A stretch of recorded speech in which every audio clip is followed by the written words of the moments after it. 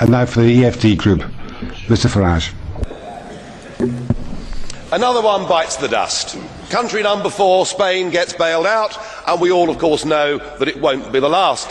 Though I wondered over the weekend whether perhaps I was missing something, because when the Spanish Prime Minister, Mr. Rajoy, got up, he said that this bailout shows what a success the Eurozone has been. And I thought, well, having listened to him over the previous couple of weeks telling us there wouldn't be a bailout, I've got the feeling after all his twists and turns, he's just about the most incompetent leader in the whole of Europe. And that's saying something, because there's pretty stiff competition. Indeed, every single prediction of yours, Mr. Barroso, has been wrong. And dear old Herman Van Rompuy, well, he's done a runner, hasn't he? Because the last time he was here, he told us we'd turned the corner, that the euro crisis was over, and he hasn't bothered to come back and see us. You know, I remember being here 10 years ago and hearing the launch of the Lisbon Agenda. We were told that with the euro by 2010 we would have full employment, and indeed that Europe would be the competitive and dynamic powerhouse of the world. By any objective criteria, the euro has failed, and in fact there is a looming impending disaster. You know, this deal makes things worse, not better. 100 billion is put up for the Spanish banking system, and 20% of that money has to come from Italy.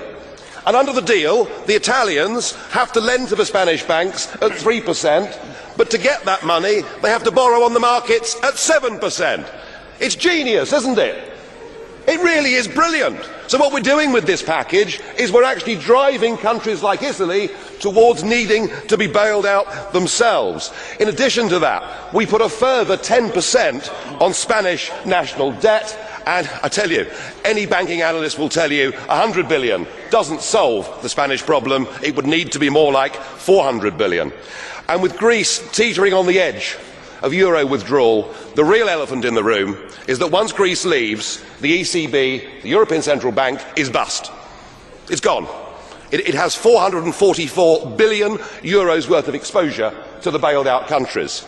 And to rectify that, you'll need to have a cash call from Ireland, Spain, Portugal, Greece and Italy. You couldn't make it up, could you?